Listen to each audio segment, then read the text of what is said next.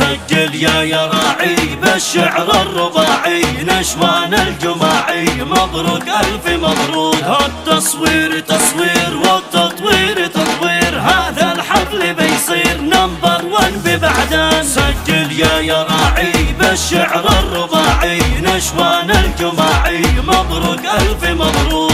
التصوير تصوير والتطوير تطوير هذا الحفل بيصير نمبر 1 ببعدان. من الضائب وبعدان إلى المنار الأبيب نهدي التهاني لنشوان وللجماع التحية.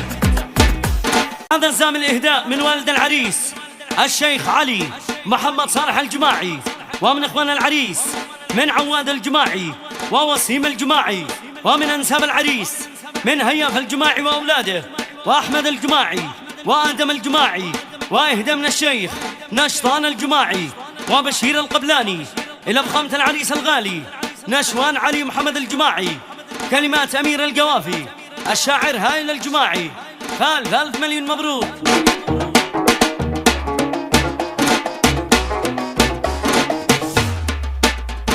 من الضائب وبعدان إلى المنار الأبيب نهدي التهاني لنشوان وللجماع التحية. من الضائب وبعدان إلى المنار الأبيب نهدي التهاني لنشوان وللجماع التحية.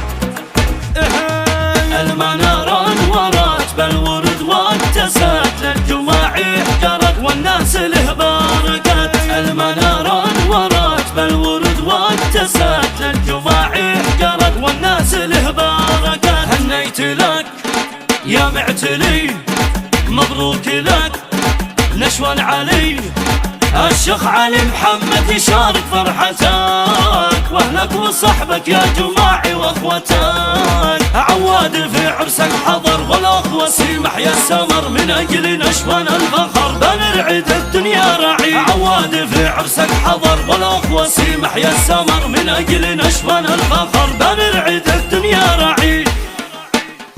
سجل يا راعي بالشعر الرباعي نشوان الجماعي مبروك ألف مبروك. التصوير تصوير والتطوير تطوير هذا الحفل بيصير نمبر 1 ببعدان. سجل يا راعي بالشعر الرباعي نشوان الجماعي مبروك ألف مبروك. التصوير تصوير والتطوير تطوير هذا الحفل بيصير نمبر 1 ببعدان. من الضائب وبعدان إلى المنار الأبيب نهدي التهاني لنشوان وللجماع التحية. من الضائب وبعدان إلى المنار الأبيب نهدي التهاني لنشوان وللجماع التحية.